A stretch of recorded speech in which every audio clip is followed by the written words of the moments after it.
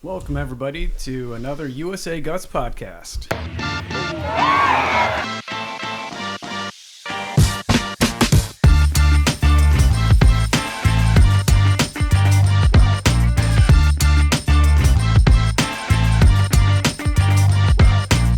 Today, we're going to be talking long-form discussion. Yep, it'll just be kind of us rambling around. We might switch off of topics. We might not finish them, but we're just it's just like a natural conversation that we would have, and we hope that you will enjoy it.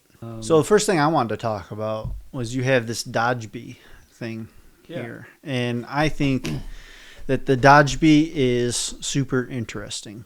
If only because if you've ever seen like the Dodgebee game being played, for me, I've only seen like videos of it, and it looks very much like it's just chaos, because you have like two teams spread out over like different quadrants on like a big like rectangle or square or something, and you're trying to throw it to your teammates, and then they're trying to like grab it and then rip it at the other team and try and hit them in the legs or something, right? Mm-hmm. And so I was talking with Rob McLeod. He is a Canadian overall ultimate and a WIFDIF, that's World Flying Disc Federation, board member. And he was talking about how the Dodgebee should be used for, guts, because it's soft and you can throw it hard and yada, yada, yada. And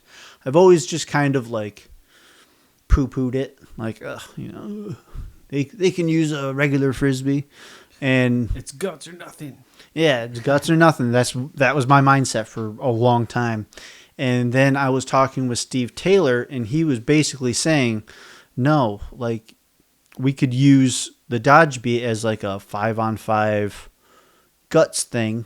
Mm-hmm. Like you'd be playing guts, but with the Dodgebee, and it will be like you could modify the rules so like if we're targeting, basically, kindergarten through 8th grade, you could incentivize the defense by having points for a catch.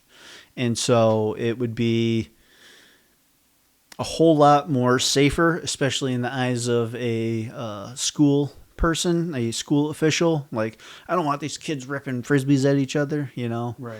But if it's, a super squishy because a Dodgebee, guts disc is like kind of definitely harder than that. I mean, it's not nearly as hard as ultimate disc or a disc golf disc for sure. It's gonna hurt. They're flexible, but they hurt a little bit. I feel like a full power shot feels like getting hit by a paintball. Like it's not that bad. Yeah, I've always explained getting like catching a guts Frisbee is like slap your hands as hard as you can, like 5-6 times in a row. It doesn't feel good in that exact moment, but like right after it's gone. Yeah. And that's guts. That's and so that's how I always kind of explain it. But explaining that to like school officials, that's a horse of a different color because they're just going to hear, no, kids are going to cry, And so if we can get kids to learn the game of guts, albeit with modified rules where you get a point for a catch, point for a good throw, no points for a bad throw, maybe... I don't know. I mean, we could talk through that.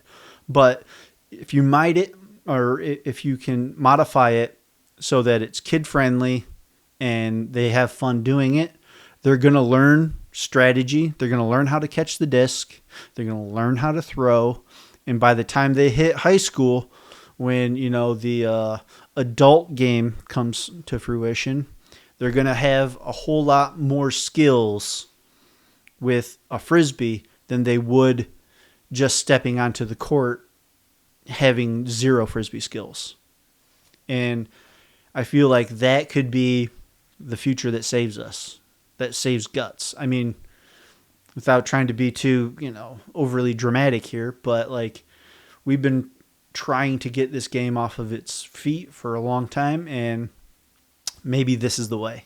It's a different thing. And I feel it might be one of the ways. I mean, there's there's a bunch of ways to do stuff. It takes a certain type of person to want to play. 100%. play guts. And I feel like you can foster that in elementary, intermediate, and like middle school. You know, I mean, kids love throwing stuff at each other. Like, Sure. just think of dodgeball. I mean, there's that terrible dodgeball comparison on Wikipedia for guts. Guts, it's just like good dodgeball. It's like, guts is not like dodgeball. not in any way. Don't buy into that hype. Dodgebee is kind of like dodgeball. Yeah, 100%. But not guts. Yeah. Yeah. And so, like, kids love that competition where it's a little bit of danger, but, like, not really. And so, like, I love playing dodgeball as a kid. I know you did too. And this could be that thing that kind of propels guts in 10 years' time, you know? Because that's how long it would have to wait.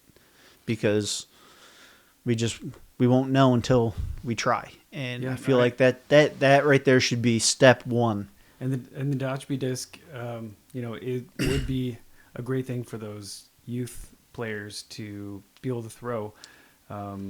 Like you mentioned, it's softer, and I mean, even my 2.5-year-old can play guts with that thing. We actually play guts in our house every day against mom's wishes. Yeah, we have to go in the hallway, but yeah, I mean, like, I've hit him in the face before, and he doesn't give a crap. He's just like, oh, he starts laughing. He's like, it's on my head. Like, it doesn't bother him at all. But he's been learning how to catch with that thing. Like, I can't teach him how to catch with a regular frisbee because the risk of it hitting him, he's tiny little. You don't want to hurt him. Yeah. Yeah, like I don't want it to like glance off his face or whatever, and because he misses it, like he's still learning how to be coordinated. But with that disc, he's learned how to catch really fast, actually. Like, he's That's already awesome. doing the alligator catch, doing catches. Like, his hands aren't big enough to do a one-handed catch, like for guts.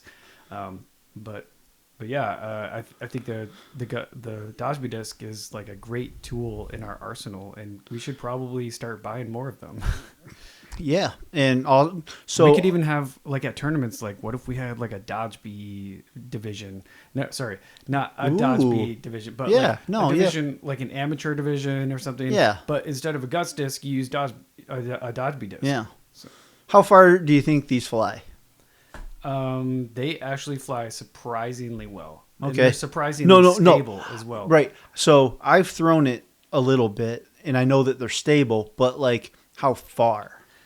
I think you can throw them, like, they lose speed pretty quickly. Okay. But I think, like, 20, 30 meters. Okay. Like, they hold their zip. I think, like, and then they start tailoring off after, like, 20 meters is my guess. Okay. So a little bit further, probably a guts field and a half. Yeah. Okay. Yeah, and I mean, you could obviously throw it farther than that. It's going to float. Right. Depending. Yeah. Depending on how you throw it. Yeah. Okay.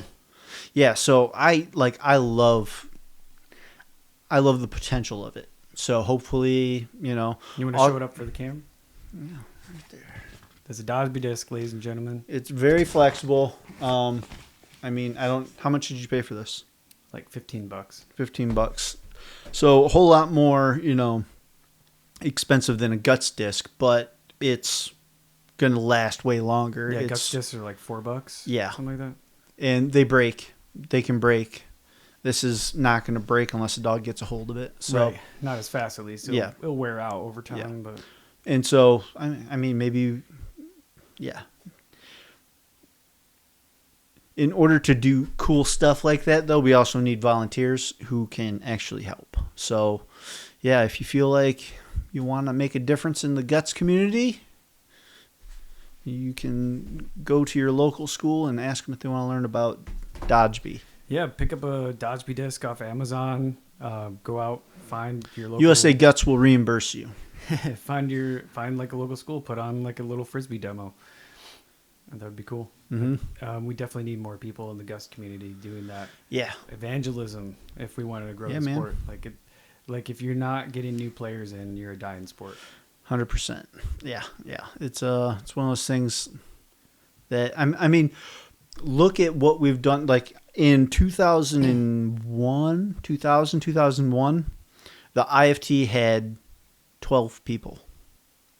The pinnacle of our sport had 12 people. At that point, I had no idea what it was. Well, hold on. It wasn't the pinnacle of the sport. It was the sport pinnacle tournament of that time, right? Like it was like at the 70s. I mean, they had like right hundreds, thousands of players or something like that. Yeah. Like, So in the 70s, I mean, they had 10,000 people showing up over the weekend. Yeah. You know, that was the down. pinnacle. Yeah. Right. The IFT though is like that is the most prestigious. Yes. Yeah. It's the biggest tournament in terms of name and stature and everything. And it was down to 12 people.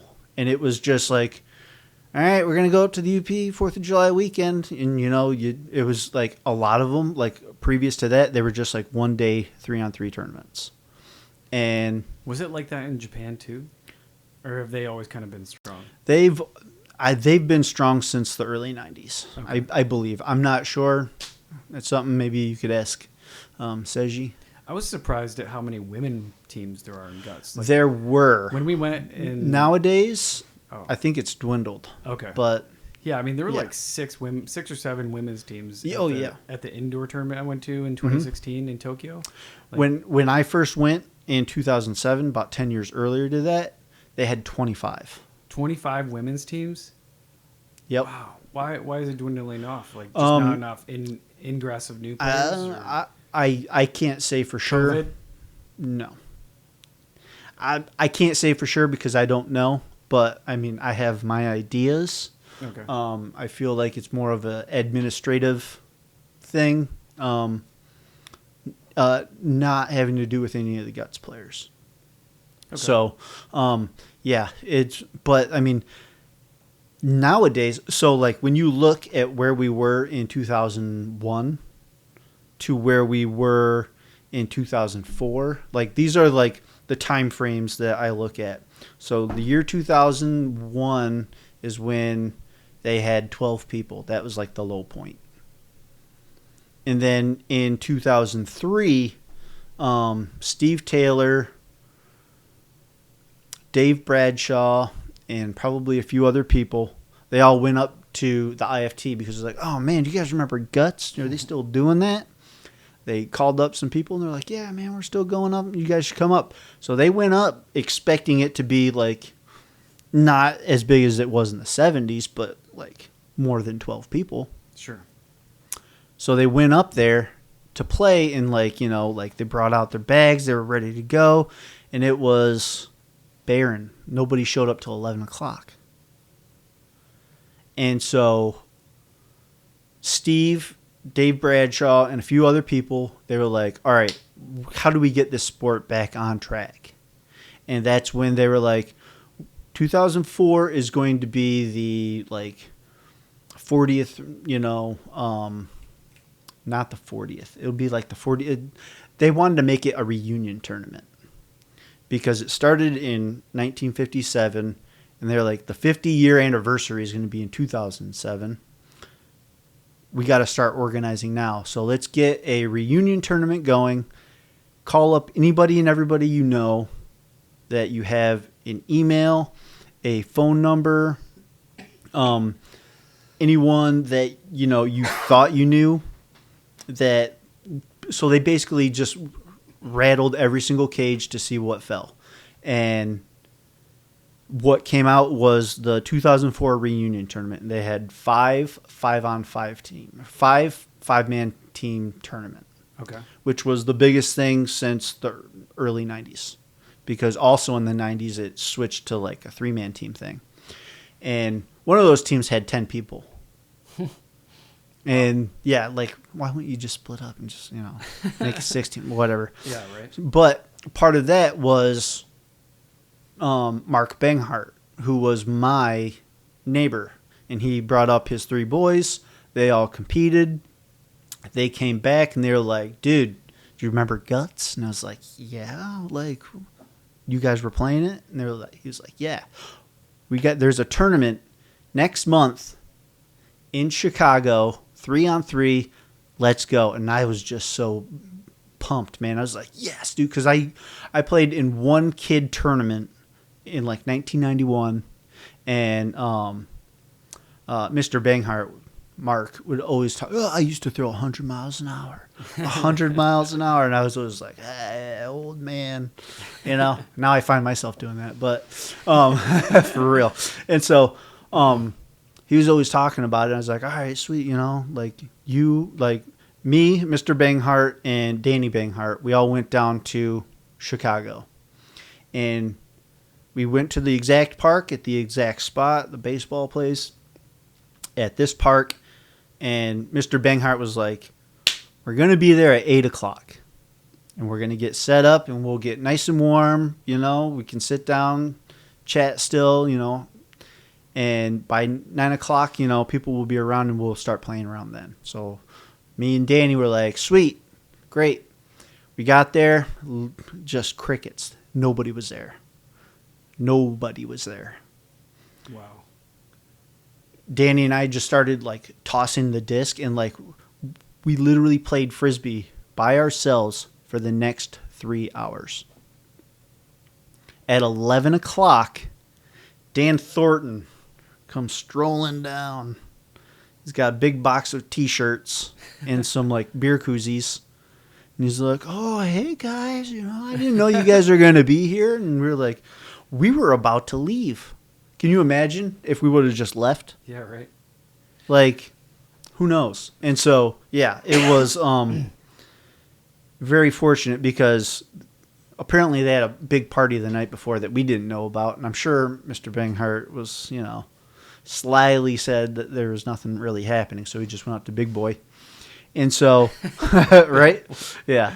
And so, they all finally came rolling in, and Danny was telling me about there's this guy, he's left-handed, and he's the fastest shot you've ever seen. And I was like, dude, I'm ready. I want to see this. Like, that was me as a kid. I was always like, throw stuff at me, I'll try and catch it. You want to race me, I'll race you. Like, I've always been very competitive like that.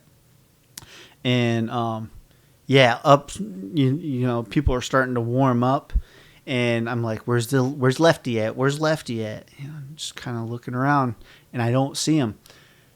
I didn't see him because they're like, oh, he plays on Cupola. And I was like, sweet. So like I went over there. I was like, hey, guys, my name's Ryan.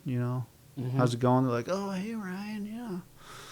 They're just like, it's just some kid, And so I was like, yeah, like I can't wait to play you guys out on the field. I hear you guys are really good. And they're like, yeah. So we get out there, and we're playing, I think it was Jim Dinzer, Skids, and somebody else. Maybe this guy named Frank Townsend. And Johnny, Billy Bogoski, those two, and then Schmave, the big lefty, they were all sitting down. Oh, my gosh. Because they themselves were waiting for the finals. That's awesome. Yeah. Dude, Schmave still throws fast. Dude. So, like, Schmave, what, like almost 20 years ago, maybe? Yeah. 30 years ago? Dude, he was hot sauce. Yeah, I believe it. Yeah. Dude, he threw really... And it, like, how some shots are fast? He's and still then got the personality, though. Oh, dude. Schmave's personality is so funny. He would always do this thing where, like, like you go out to, like, high five, and he'd always double hit it with two hands. Just strange stuff like that. Or if he was, like, drinking something, he'd go, oh, really? And just, like, bring his... he would always start his drink to the side of his face and bring it up in front. Or you go, really? Oh. And it was just super strange. He has a very quick wit. Dude. Also. Sharp as a tack, man. That guy, he was so funny. And so, but, yeah, it was like, that was like my first memory of seeing them. And this guy named Frank Brady, Frank, from down in Albuquerque. They had Albuquerque team there. And yeah, Frank is awesome. Yeah, I like Frank, great guy. And so he threw a California backhand. And he threw it, and I was like, I got it. And it just goes, whoop. It dipped right below my hand. I was like, how did he do that? Was he a wizard? He's a warlock. That's the thing. He actually is a wizard. He is. And he's from New York, which is, like, crazy. But, yeah. He's a wizard with an accent. Yeah. absolutely. Real thick. Hey guys, what's going on? Yeah. But yeah, that's just kind of like a small history of like what Guts was, and it went from 12 people to probably 30 people at this one tournament, and then that turned by 2007 at the 50th IFT to, I think it was like 18 5-man teams. Wow, that's quite a comeback. Quite the comeback. And it's like that was kind of like a spike, and then it's come down, and then it's kind of going up and down, up and down. But yeah, I feel like, we're doing good things, and hopefully, we can get that to keep happening. Yeah, I think we've definitely come a long way. I mean, look at the Marquette tournament last year. Yeah, like, absolutely. There were so many people. They had to surround the finals field. Yeah. Like, that's cool. I mean, kudos to Kurt. Yeah, too. absolutely. I mean, he does a hell of a job like marketing, advertising, or promoting. There we go. Like, promoting. Like, how does he get so many people to come out? Sometimes I wonder if it's just that it's in a campground and everybody's held hostage. Right? Yeah. I mean, that's part of it. Let's go. But also, like, they're not just watching for 5 minutes and walking out. Yeah, they set up lawn chairs and drink. They go get their lawn chairs. They're like, hey, we got entertainment for the weekend. All right. It's actually surprisingly fun to watch Guts. Like, yeah, especially in person. Yeah. All the emotions are there. Yeah. It's way more fun than baseball. Yeah. And that's my opinion. Yeah. You played baseball, so I you played know. baseball. Yeah. In high school. Yeah. I was a pitcher, which helps a lot for like my sidearm throw. Mm-hmm. I mean, like, there's a lot of sports that are actually good crossovers for Guts. I mean, they're like baseball is a good one. Hockey. I think baseball's number one. Yeah, because you're used to seeing things coming at you hand-eye fast coordination and throwing, arm strength. You get to you know how to use your whole body. Doesn't teach you though what? How to throw a fucking backhand. So that's where you need to be a baseball player that also plays disc golf on the side. Yeah, and yeah. You got that like really natural start. Yeah, 100%. The things that a baseball player though has is natural arm strength. It might only be here, but if you can translate it to this, to having that elbow lead versus the hand, then you're going to be in a real good spot. They probably also know about rotational mechanics too. Yeah, yeah. They know how to use like their legs as leverage and pushing off and all that stuff. I was a soccer player and I played basketball, and I also played disc golf since I was 13, so that definitely helps. But you're also very competitive, so that's probably why you're a natural Guts player. Honestly, having that competitiveness is a huge bonus for like literally all sports. If you're super competitive, you're going to work harder to get better at it. You're going to try. You won't be giving up when things get a little bit hard. Why am I failing? Why am I not? Why am I losing? Like, I'm going to go home and work on this. I'm going to work on mechanics. I'm going to practice. I'm going to work on my catching. I'm going to change my game so that I can win next time I go. Like, also, that's an awesome thing. Yeah, and even there's this famous Wayne Gretzky quote. And so Wayne Gretzky was at a like signing table. He was just signing autographs. Mm-hmm. And this father brings up his son, and he's like, Mr. Gretzky, would you tell my son here how important practice was, so that he can get it through his head that practicing is important? And Wayne Gretzky said, I've never practiced a day in my life. I just play hockey. I just loved playing it. I've never looked at practice as practice. It was fun. So he like integrated like teaching himself like better mechanics or better moves. That's all part of hockey to him. Is that what that means? Kind of.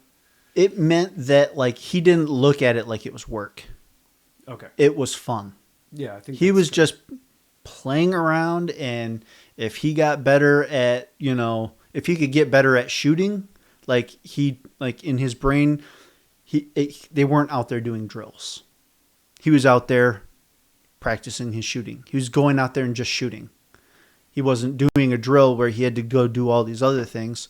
He did have to do that, but like that was fun for him. He was working on his sauce. Yeah. And he wanted to, and he loved it. Yeah. That makes sense. And that's the way I was with Guts. I know that there's other people out there that like they just love playing, and so. Well, I think that's like half of the battle. Yeah. And honestly, I think the other half of the battle is like the community in Guts and like the social aspect. Oh, and I think I agree. Yeah. I think that like Guts has a really unique social aspect to it I've played Ultimate. I've played soccer. I mean, soccer beer league is kind of fun after work. And like you play soccer, you go drink a beer after work. But it's still nothing compares to a Guts tournament. Like you're out in the field, the sun's shining, and there's all these like really great people that you're enemies on the field when you play against each other, and there's like this flair in the match, and then when you're off the field, like you'll walk by and people offer you a shot, like, or hey, you want to have a drink of this with me, or like, hey, come in our tent and come hang out. Yeah. Or even at the players' party, like you can just kind of be a social butterfly and wander around, talk to anyone. Like anyone will talk to you. And we all have that core commonality of, dude, you played great today, or man, how'd you guys do up against Shuttle Bop or whatever. And so like that's the starting point. You always have a starting point, and it's going to Guts tournaments and practice. It's like you're going to a family reunion once a month in the summer that you actually want to go to. That's a beautiful quote, and I've heard you say that before, and I'm a huge fan of that. I've kind of like taken that and said it to other people too. It's true. It's a family reunion that you want to go to. Yeah. But you get to see them once a month too. Yeah, so. Exactly. Right.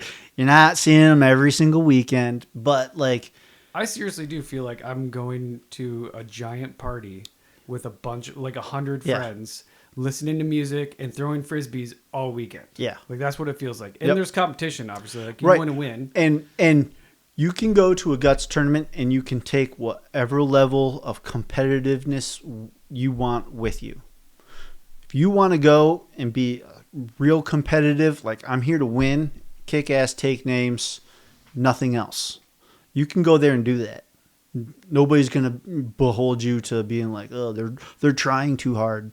Nobody's ever going to say that.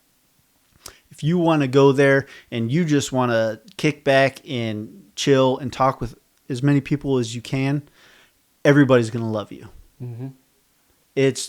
There is no wrong demeanor to have at a Guts tournament other than like you're being too competitive where you're cheating.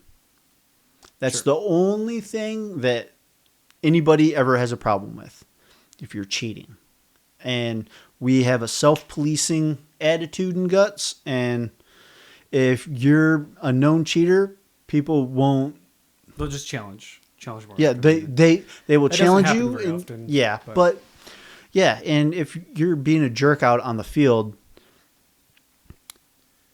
unless they know you as a person, and I mean, I know for a fact, like Derek Stone gets heated. He loves talking shit. He like that dude. He's that's part of Guts, dude. It is, and that's a real fun part. But like, I know that like in the heat of the moment, he's gonna initially see something one way, and if you challenge him on it, he can change, because he could be like, okay, like we've all done it where we throw a shot and it's a little bit high, and we're like, nah, bottom edge clipped him. Bottom edge clipped him. I saw it, and then they're like, no, it was high. Just talk with your team.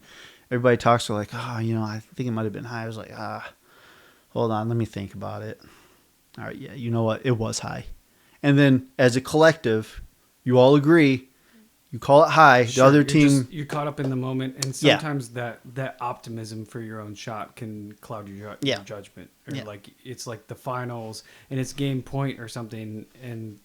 Or it's their game point and they throw it on you. And you like, it's easy to make that bad call.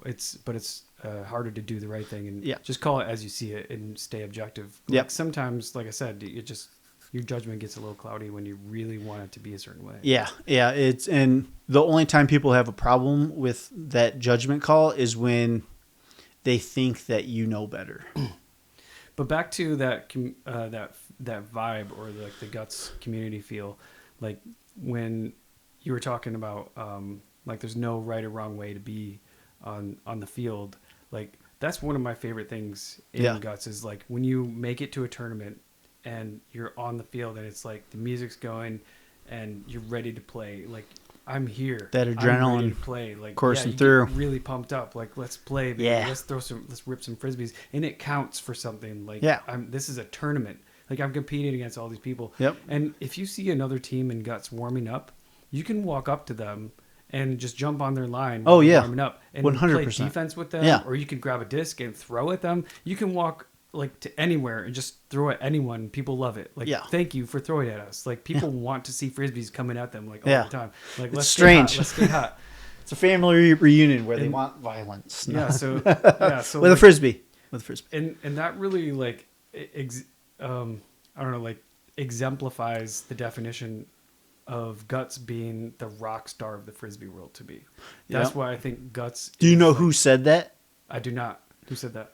So, the OG himself, Dan the Stork Roddick. Okay. Do you know who that is? I've heard the name, but I don't know. Right. So he is one of the pioneers in Ultimate, and he champions like the overall disc scene.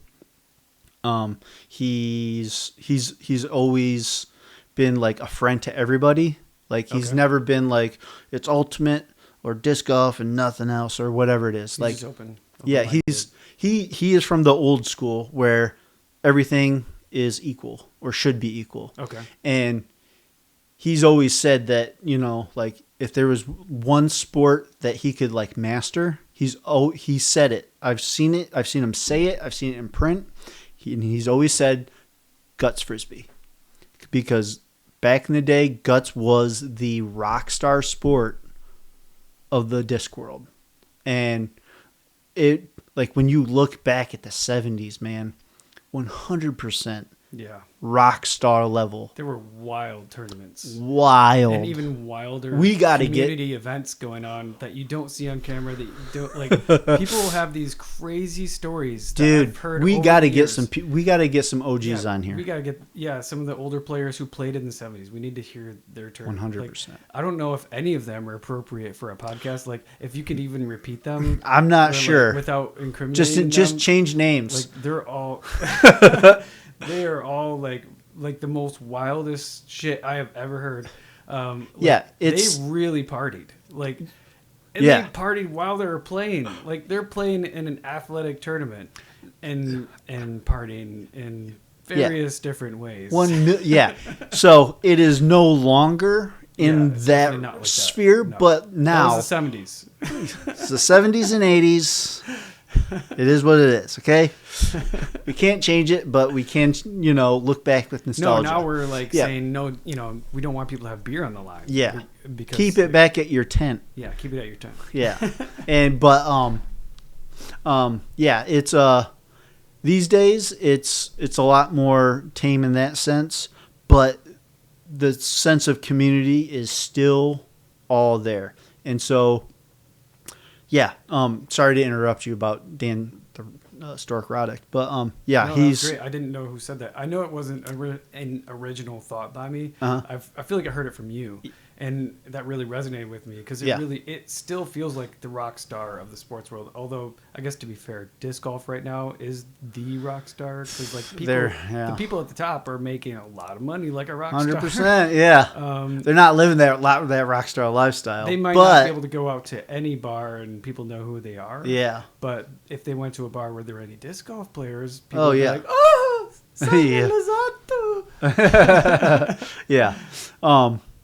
Yeah, disc golf is really taking off. Ultimate is around. I feel like they're at a level way above Guts, obviously. But still, the feel of Guts does kind of feel like it's a rock star sport, right? Oh, Listen, it's a big party. The adrenaline you get when you make a clean catch, Yeah. when you break somebody's heart, you are throwing as hard as you possibly can for, game-winning point, and I soak it. You feel like crap, and I feel like I am on top of the world. But that gets changed because sooner or later, you got to shake that off. And now you're pumping yourself up in your own brain. I am the best. These guys ain't getting anything past me. It's that, I wouldn't call it fake, machismo, but like it's very much this is a confidence game. Yeah. 100%. Yeah, the mental game in Guts is very strong. I would say it's almost more important than your physical game. Yeah. Obviously, you need the physical game to execute. Yeah. But if your head isn't in the game, you're not going to see the shots, and you're probably going to dump. Yeah. And when the moment happens for you, it's going to be a lot harder for you to execute because you don't have it. You haven't told yourself how great you are. I honestly, I tell myself how awesome I am all the time. In all aspects of life. No, but like on the Guts field, You are awesome, Ryan. No, if I'm struggling like at nationals this in 2022, I was playing like crap. I wasn't playing defense.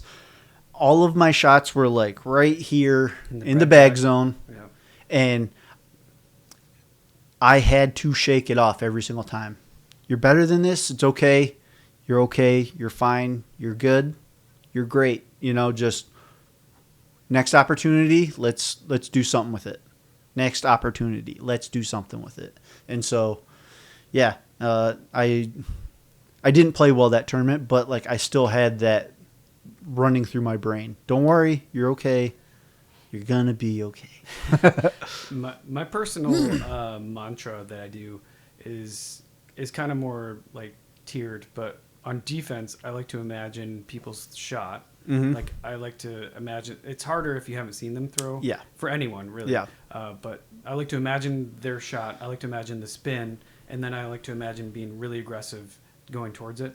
And sometimes, like if you really, I feel like you can light yourself on fire, or get on fire. Yeah. Organically or internally. Yep. Arbitrarily, whatever airily you want to say. Just like my method of doing that personally is, especially if I'm in the finals, I think to myself like, this is my last day on earth right now. Like nothing else matters. If I go out, like I'm going to go out swinging as hard as I fucking can. I'm going to go at every single disc. I'm going to like I'm a magnet and I have to get the Frisbee. Yeah. Like I feel like I'm a madman when I get into that mode. And it's not anger. It's just like absolute focus and determination. Like nothing is going to stop me from getting to that disc. No, even if it's in somebody's hands, I'm gonna fucking rip it out and run away with it. And now, if I'm offense, like I'm gonna. All of that is before they throw it. Right. Now they throw it and you bag it. You make that clean catch. Usually, when you're that pumped up, hell yes, you always catch it. Yeah, 100%. But you catch it. Your first thought is always, I knew it. I got it. It's one of those like few like shots or like you're nothing or like it's these affirmations that you say it to yourself like as soon as you make that catch. And yeah, that is a powerful drug.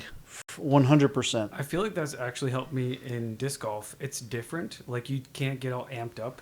Yeah. I actually made that mistake in my first ever disc golf tournament that I went to. I chugged like a Red Bull and I showed up to hole one to tee off and I'm jacked. I'm like, woo, let's go. I'm going to rip this disc. Yeah. And I turned the disc over way too hard and went into the woods. And I played terribly the first 9 holes and I calmed down the second 9. But I think the takeaway from Guts though was being able to not doubt yourself and instead know that you got this and imagine what you're going to do and use prepare yourself to execute, run through those mental simulations of what you're going to do beforehand, before you throw. I feel like that helps a lot, and I think that even professionals use that technique. Oh, So, yeah. Yeah, so I saw this thing on TV a bunch of years ago, and it was Steve Nash, the NBA point guard, 2-time MVP. Mm-hmm. Dude is a pass master. Like, he can see the passes. He says, like, the way he can describe it is he can close his eyes and he can see people making the run.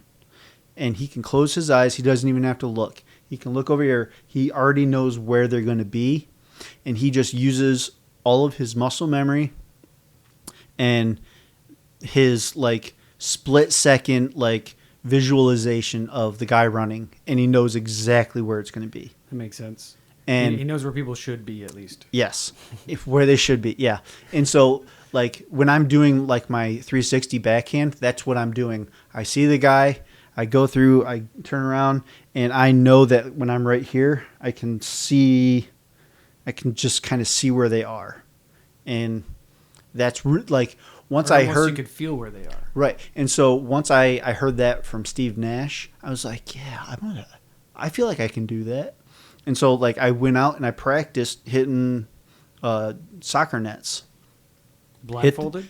Huh? Blindfolded? No, but, like, I would try to visualize the crossbars and the all the bars, because I was aiming for, like, this bar, and then I'd try to hit the top, and then I'd try to hit the other one.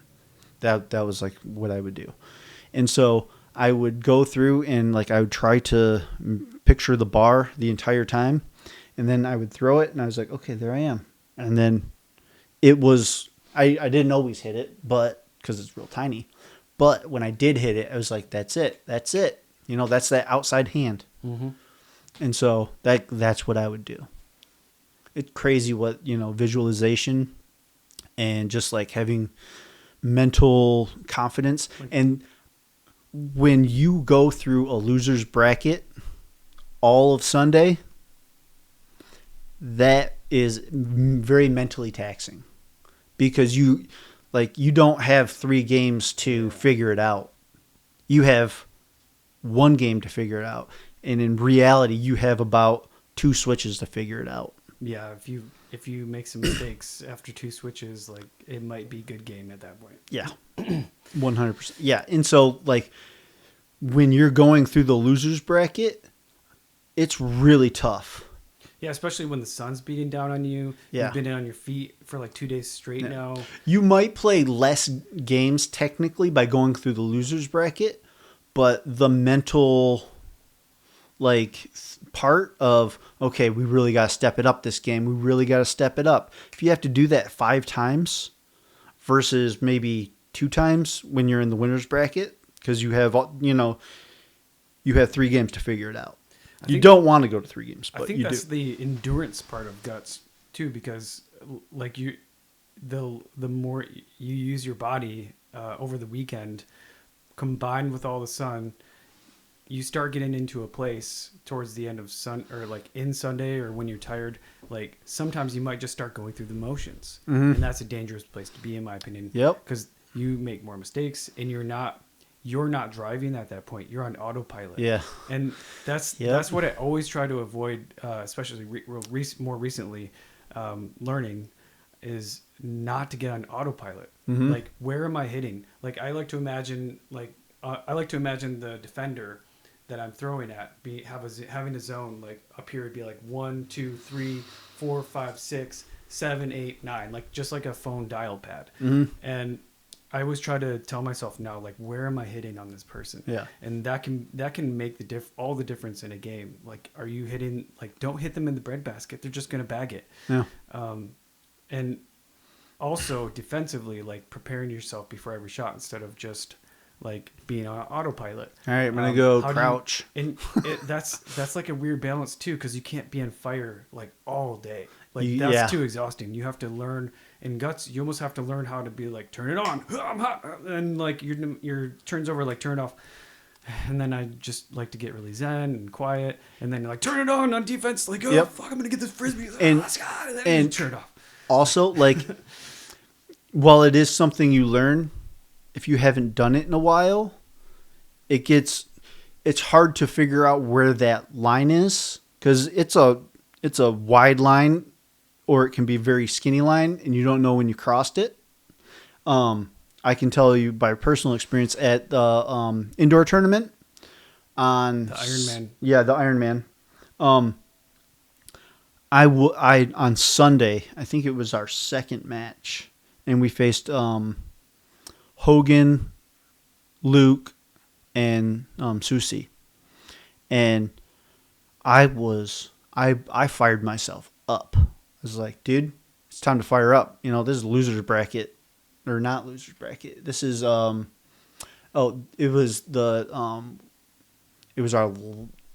it was some important game. Might as well have been losers bracket. It might as well.